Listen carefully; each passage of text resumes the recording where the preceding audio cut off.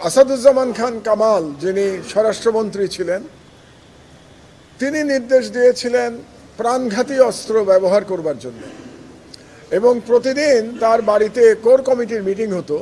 যেই কোর কমিটির মিটিংয়ে পুলিশের আইজি, যিনি এই মামলার আসামি এবং রাজসাক্ষী, আব্দুল্লাহ আল মামুন এবং অন্যান্য আইন শৃঙ্খলা বাহিনীর প্রধানগণ এবং গোয়েন্দারা, সরকারের বিভিন্ন গোয়েন্দারা উপস্থিত থাকতেন, এবং তারা প্রতিদিন সিদ্ধান্ত নিতেন যে পরের দিন কিভাবে গণহত্যা চালানো হবে।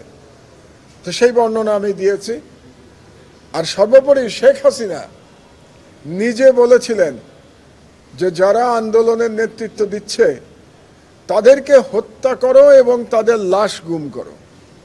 কতটা ভয়াবহ একজন সরকার প্রধান হতে পারে যে সে সন্তান তুল্য ছাত্রদের কথা বলছে হত্যা করবার জন্যে এবং তাদের লাশ গুম করবার জন্যে। আমার খুব অবাক লাগে এখন যখন কাউকে বলতে শুনি যে আগেই ভালো ছিল।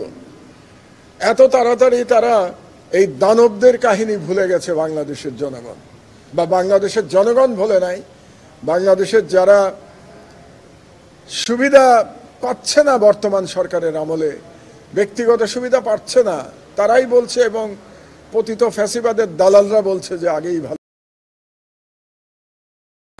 হত্যা করে লাশ গুম করে। এবং আরো একটা কথা আমি বলেছি শেখ হাসিনা সম্পর্কে, বলা আছে সেই তদন্ত রিপোর্টে জাতিসংঘের, যে পুলিশের একজন ডিআইজি পর্যন্ত তিনি নিজে নিয়োগ দিতেন, অর্থাৎ তার নিজের চেনা খুনিদের তিনি নিয়োগ দিতেন পুলিশে, সেনাবাহিনীতে, র্যাবে, সর্বত্র।